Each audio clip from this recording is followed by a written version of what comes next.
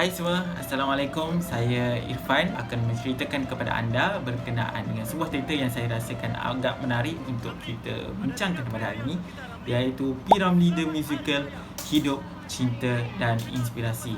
Okey, sebenarnya P. Ramlee The Musical ni dibuat pada tahun 2007 dengan jumlah sebanyak 18 persembahan dan dianggarkan selama sebulan lah untuk dibuat pementasan ni.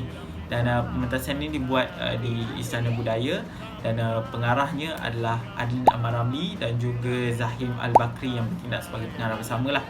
Dan juga pelakon-pelakon dalam P. Ramlee The Musical ni, Shaun Ghazi sebagai P. Ramlee, Siti Nurhaliza sebagai Aziza, Datuk Seri Siti Nurhaliza sebagai Aziza ya, Izzah Hanif sebagai Saloma, Melissa Saila sebagai Nurizan dan juga Atila Harun sebagai Junaidah.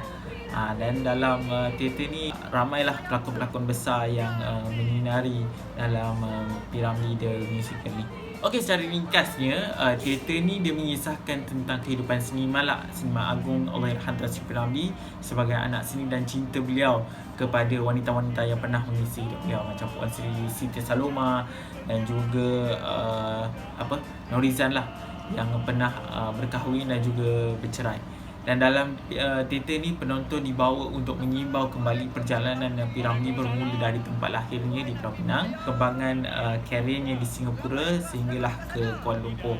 Dan daripada teater ni juga penonton dapat mengetahui sisi peribadi Tan Sri P. Ramlee yang tak pernah diketahui oleh khalayak umum. Secara asasnya teater ni ada 4 babak termasuk prolog dan juga epilog. Untuk prolog, beliau pada ketika ini baru sahaja tamat mengubah lagu Air Mata di Kuala Lumpur dan isterinya Saloma bersama untuk mengenang masa mudanya pada ketika itu dan bermulalah penceritaan di babak yang pertama. Okey, pada babak yang pertama ni penonton ditunjukkanlah dengan sisi P. Ramlee ni bagaimana dia dapat ke Singapura setelah dia dapat ditawarkan kerja untuk meneruskan kerjayanya lah sebagai anak seni setelah mengetahui cintanya tak direstui oleh keluarga gadis yang dicintainya lah, iaitu Azizah Hamid. Dan seterusnya dia pergi ke babak yang kedua, iaitu zaman kegemilangan seorang legenda. Masa inilah P. Ramlee menjadi sebutan di sana setelah beliau dapat mengarah filem terbitan daripada adik-beradik Shaw yang masa tu dipanggil sebagai Shaw Brothers, dan mula dia berkenalan dengan Saloma lah selepas bercerai dengan bekas isterinya iaitu Nurizan. Dan masa itulah ketidakstabilan politik di Singapura telah memaksa Shaw Brothers untuk membuat keputusan menutup studio Jalan Ampas, dan P. Ramlee dan Saloma berpindah ke Kuala Lumpur lah dan bekerja di studio Merdeka Ulu Kelang yang menjadi tempat mereka meneruskan kerjaya filem. Akhir sekali pada epilog ni pada tahun ditunjukkan pada tahun 1973 di Kuala Lumpur. Penonton akan kembali pada Ramlee dan Saloma pada malam yang sama pada tahun 1973 tu. Masa prolog, dia menyatakan kesedihan dan kehampaannya lah melalui patah kata lagu terakhirnya itu. Saloma menenangkannya dan mengatakan yang dia tidak akan melupakan memandangkan dia dah banyak berkorban untuk kerjaya mereka dan kini masanya untuk mereka berkongsi kegembiraan yang ada. Dan itulah secara ringkasnya lah cerita ni. Memang pada saya sangat-sangat menarik dari segi penceritaannya, bermula daripada babak yang pertama sehinggalah kepada babak yang terakhir iaitu epilog. Syarikat yang membuat persembahan pementasan ni adalah Infinity Production. Kalau kalian nak tahu, Infinity Production ni memang terkenal lah dengan pementasan teater dan juga filem-filem yang box office macam Puteri Gunung Ledang The Movie, Ola Bola The Musical, Ola Bola The Movie. Infinity Production lah yang membuat cerita bagi P. Ramlee The Musical ni lah. Dan Infinity Production ni adalah di bawah Puan Sri Tiara Jacquelina. Baiklah, kalau kita nak tengok dari segi pementasannya, latar masa pementasan ni diambil pada tahun 50-an, 60-an dan 70-an lah, mengikut babak.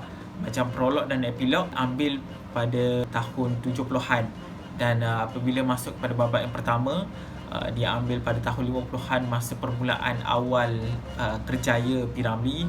Seterusnya pada babak kedua dan tiga, itu dia ambil pada tahun 60-an lah. Masa tu zaman kegemilangan Tan Sri P. Ramlee sendiri. Dan 3 latar masa ni ditujukan pada babak yang berbeza untuk menunjukkan kehidupan seniman ni secara dekat kepada penonton lah. Dan kostum dia adalah dia mengambil inspirasi pada masa tersebut lah, iaitu gaya retro. Dan secara kesimpulannya, apa yang boleh saya katakan terhadap teater ni memang memberikan inspirasi lah bagaimana seorang seniman tu boleh berjaya dalam industri seni. Bukan senang seorang anak seni untuk menjadi seorang seniman. Dan inilah yang ditunjukkan oleh teater ni, bagaimana perjalanan karier Tan Sri P. Ramlee ni daripada permulaan sehinggalah akhir hayat beliau, bagaimana dia telah menunjukkan satu perjalanan seni yang sungguh-sungguh hebat. Tidak dapat yang dapat menandingi kehebatan Tan Sri P. Ramlee ni dalam industri seni kita. Dan teater ni digarap cukup rasalah, dia ada rasa sedih pada permulaan, tetapi gembira dan juga komedi pada pertengahan lah. Dia balance di antara perasaan dan sangat pandai bermain dengan perasaan lah teater ni. Okay, baiklah, itu saja penerangan saya terhadap P. Ramlee The Musical kali ini. Dan kita jumpa lagi. Assalamualaikum dan bye-bye.